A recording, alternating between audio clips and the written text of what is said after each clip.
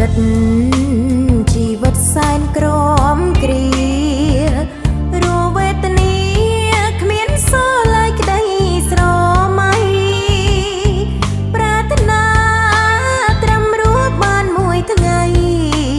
សង្ឃឹមនិស្ស័យដឹងដៃទៅរកក្រោយសុខថ្ងៃនេះបានស្គាល់ស្នាមញញឹមមានសង្ឃឹមជីវិតស្គាល់ក្តីស្រណុកជួបជុំបងប្អូនម្ដាយឪពុកសំឡឹងទៅមុខឆ្ពោះទៅអនាគតថ្មីថ្ងៃស្អែកថ្ងៃមានរាំងស្មៃយើងពួតដៃរួមកសាងដោយញញឹមឆន្ទៈជាថ្លុងនៃក្តីសង្ឃឹមប្រឹងពង្រឹងអភិវឌ្ឍរីកចម្រើនអរគុណការលះបង់តស៊ូជាគំរូនៃការដើរឆ្ពោះទៅមុខ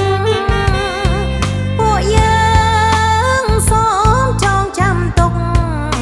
ថ្ងៃស្អែកបានសុខជាគុណនៃបច្ចុប្បន្នកាល